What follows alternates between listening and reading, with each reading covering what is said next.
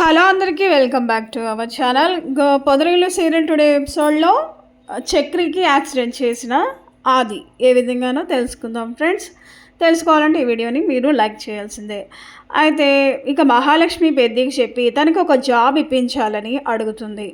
Chakri timepass చేస్తున్నాడు, నేను చెప్తే అసలు వినట్లేదు, మీరన్నా కొంచెం నాకు ఒక జాబు అదేవిధంగా ఒక చిన్న సహాయం కూడా చేయాలి, ఒక రూమ్ చూసి పెట్టండి నాకు అనేసి ఈ విధంగా మహా అంటది. అప్పుడు పెద్ద అంటాడు, ఆడపిల్ల ఒక్కదానివే ఉండాలి కదమ్మా, రూమ్ అంటే సేఫ్టీగా ఉండాలి, మంచి ఏరియాలో అయితేనే నువ్వు ఉంటేనే మంచిది, లేదు అంటే ఇప్పుడు రోజులు బాగాలేదు అని చెప్తాడు పెద్ద.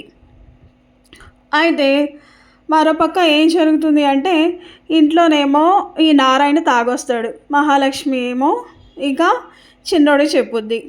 అయితే అప్పుడు చక్రి వస్తాడు, చక్రి వచ్చి కొంచెం గద్దిస్తాడు. తర్వాత మళ్ళీ ఏం జరిగింది అంటే అప్పుడే ఇక గాయత్రి వస్తుంది.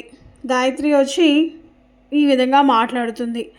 అయితే ఉదయాన్నే లేగానే పూజ చేసి హారతిస్తూ ఉంటుంది కదా మహా, ఏంటమ్మా ఈరోజు కొత్తగా కనిపిస్తున్నావు, ఉదయాన్నే లేచి పూజ చేసావని మాధవ అడుగుతాడు. అవును, ఏమైనా స్పెషల్ ఉండి అని చక్రి అడుగుతాడు. అలా ఏం లేదు, ఈరోజు శుక్రవారం కదా, ప్రతిరోజు నాకు ఇలా అలవాటు అనేసి మహాలక్ష్మి అంటుంది. ఇంతలో గాయత్రి ఇంటికి వస్తుంది కదా, ఏంటి కొత్త పెళ్లి కూతురా, హారతి మాకు ఇవ్వవా అని గాయత్రి సరదాగా అంటుంది. అయితే ఇంటికి వచ్చిన వెంటనే గలగల మాట్లాడుతున్న గాయత్రిని చూసి ఎవరా అన్నట్లుగా మహా లుక్కిస్తుంది. ఏంటి అప్పుడే నన్ను మర్చిపోయావు గాయత్రి, నేను గాయత్రిని, నీ రిసెప్షన్ నీ బ్లౌజ్ కుట్టించుకొని వచ్చా కదా, గుర్తు లేదా, అప్పుడే మర్చిపోయావా అంటే అవును, కానీ నువ్వేంటి ఈ మధ్య అసలు నీ ఇంటి వైపే రావట్లేదు, ఏంటి సంగతులని మాధవ అడుగుతాడు. అదా కావాలనే రాలేదు బావా, ఇంట్లో కొత్త జంట ఉంది కదా, వాళ్ళకి ప్రైవసీ ఇద్దాంలే అని నేను రావట్లేదు అని చెప్తుంది. ఈ మాట వినగానే మహా పక్కకు వెళ్ళిపోతుంది. ఇక ఏమంట చేసావు బావా, గుమగుమలాడిపోతుందని కిచెన్లోకి వెళ్తుంది గాయత్రి. వెంటనే మాధవ కూడా వెళ్తాడు. ఇక కిచెన్లో వాళ్ళు మాట్లాడుకోవడం చూసి ఈ అమ్మాయి ఎవరని మహాలక్ష్మి అడుగుతుంది. అదే మా అత్తయ్య కూతురు, మీరు చూసే ఉంటారుగా అంటాడు. అంటే మీరు మరదలే కదా, ఆ అమ్మాయి పెద్ద అంటే చాలా ఇష్టం, అదేంటని చక్రి అడిగితే పెళ్లి చేసుకోవచ్చు కదా అని అడిగితే మా అత్తయ్య చంపేస్తుంది, గొడవల గురించి చెప్తాడు చక్రి. అయితే ఇంకా మహాలక్ష్మి అయితే హారిక కాల్ చేస్తుంది. హారిక కాల్ చేసి విషయం అంతా చెప్తుంది.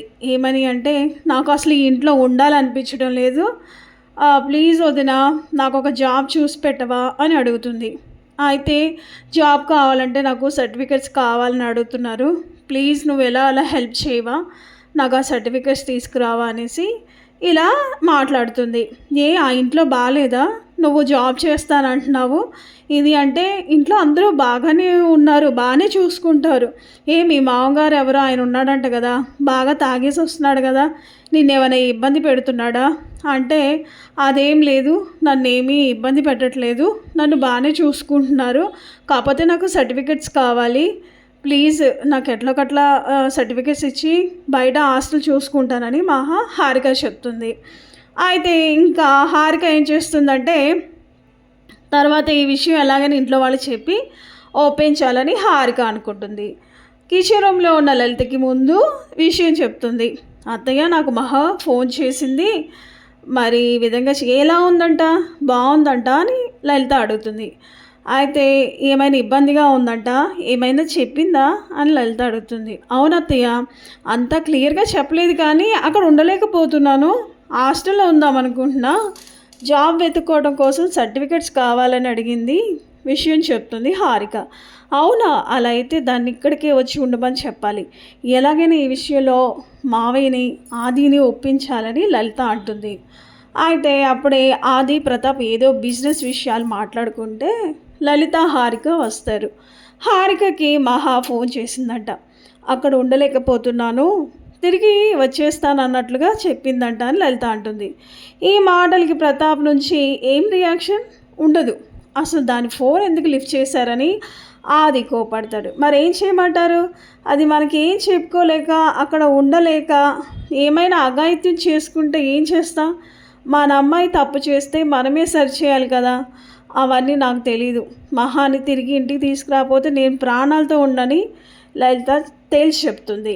అయితే ఇంకేముంది, అయితే ఇక లలిత హారిక కాల్ చేస్తుంది మహాకి. నేను నీకు సర్టిఫికేట్స్ ఇస్తాను, నువ్వు యాదగిరికి వచ్చేసే మహాలక్ష్మి, నేను అక్కడికి ఇస్తాను అనేసి హారిక అంటుంది. లలిత మంచి ప్లాన్ వేస్తుంది. అది ఇక్కడికి వచ్చింది అంటే మళ్ళీ వెళ్ళే ప్రసక్తి ఉండదు, ఎందుకంటే మీ డాడీ ఇంకా వెళ్ళనిచ్చేటట్టు లేరు. ఎలానో తనకి ఇష్టం లేని పెళ్ళి చేసుకుంది కాబట్టి ఖచ్చితంగా మీ డాడీ మాత్రం దాని కాళ్ళు చేతులు కట్టేసి ఇంట్లో కూర్చోబెడతారు, ఇక దాని పప్పులే ఉడకవు అనేసి ఈ విధంగా లలిత మాట్లాడుతుంది. అయితే ఇక ఈ విషయం హారిక మహాలక్ష్మికి చెప్పదు. ఒకవేళ చెప్తే మహాలక్ష్మి రాదు. ఇంకా మహాలక్ష్మి ఏం చేస్తుందంటే సైలెంట్గా యాదగిరి గుట్టకి వస్తుంది. ఈ ఆది ముందుగానే ప్లాన్ వేస్తాడు. ఎలాగైనా సరే ఆ చక్రిగాని చంపేసేయాలి, ఆ చక్రిగాని చంపేస్తే ఏ బాధ ఉండదు అనేసి ప్లాన్ వేస్తాడు ఆది. ఎలా ప్లాన్ వేయాలి?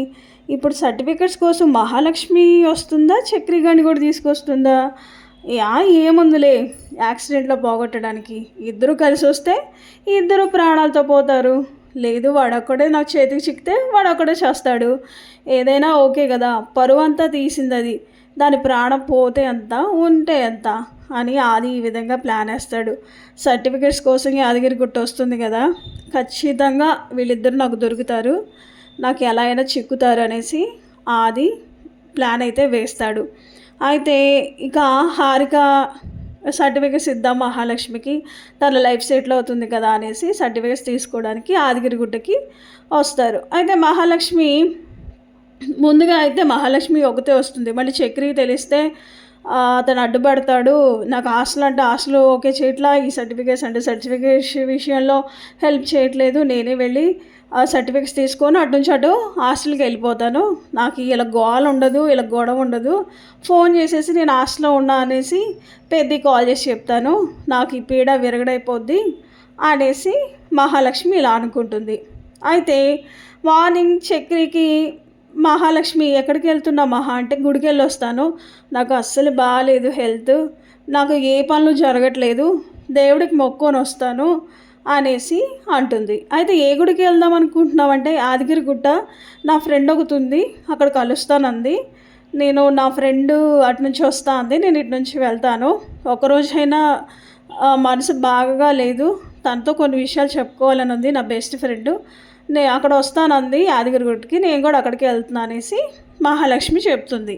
అయితే ఈ విషయాన్ని కొంచెం అనుమానంగా చూస్తాడు చక్రి. అవునా, నిజమా, తనకి ఫ్రెండ్స్ అంటే ఎవరు లేరే, ఎప్పుడు ఫ్రెండ్స్ కలిసినట్టు ఫోన్ మాట్లాడినట్టు కూడా లేదే, అసలు ఫోన్ చూద్దామనేసి ఫోన్ కాల్ చేసి చూస్తే ఎవరూ ఫోన్ చేయరు.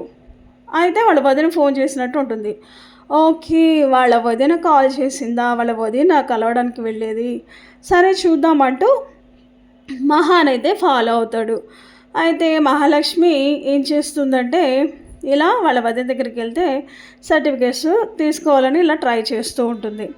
ఓకే, వాళ్ళ వదిన్ని కలిసిందా, ఓకే అనేసి సర్టిఫికేట్స్ ఇవన్నీ తీసుకొని ఉంటే అప్పుడే ఇంకేముంది, మహాలక్ష్మిని వీళ్ళందరూ కార్లో తీసుకొని లోపలికి ఎక్కించుకొని తీసుకెళ్ళిపోతారు. అప్పుడు ఇక చక్రి వాళ్ళందరినీ అడ్డుకునేసరికి ఇంకేముంది, చెంప మీద చెల్లుమని ఇస్తాడు హరి. ఇది నా చెల్లెలు జోలికి వచ్చామంటే మర్యాదగా ఉండదు, నీ ఇంట్లో ఉండడం ఇష్టం లేకనే నా భార్యకి కాల్ చేసి నాకు సర్టిఫికేట్స్ ఇచ్చేయండి, నేను హాస్టల్లో ఉంటానని చెప్పింది, నువ్వు ఎలాంటి పిచ్చి పిచ్చి వేషాలు వేసావంటే మర్యాదగా ఉండదు, పోలీసుని పిలవాల్సి వస్తుంది అనేసి హరి అంటాడు. చక్రి ఆ బాధతో ఇలా అనేసరికి ఇక మహాలక్ష్మి కూడా అంటుంది, నాకు నువ్వంటే ఇష్టం లేదు, ఆ పెళ్లి తప్పించుకోవడం కోసం నేను చేసుకున్నాను అనేసి ఈ విధంగా అయితే మాట్లాడుతుంది. ఆ మాటకి గుండె బరువెక్కిపోతుంది చక్రికి. ఆ బాధతోనే బైక్ డ్రైవ్ చేస్తూ ఉంటాడు. అప్పుడు ఆది ఇదే ఛాన్స్ అనుకొని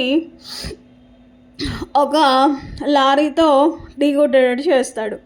ఇంకేముంది, చక్రి గాయాల పాలవుతాడు. తను ఇంకా ఇంకా హాస్పిటల్కి హుటాహుటిని తీసుకొస్తారు. అక్కడ ఉన్న వాళ్ళ అంబులెన్స్లో ప్రాణాపాయ స్థితిలో ఉంటాడు. అది తెలుసుకున్న మహాలక్ష్మి అప్పుడు హుటాహుటిన హాస్పిటల్కి వస్తుంది. ఏమైంది చక్రి ఇలా అయిపోయావు ఏంటి సడన్గా యాక్సిడెంట్ ఏంటంటే ఏమో నా మనిషిని నేను ఉన్నాననే కానీ నేను చచ్చిపోయిన మనిషి లెక్క నువ్వు లేకపోయేసరికి నా జీవితం వృధా అనిపించింది.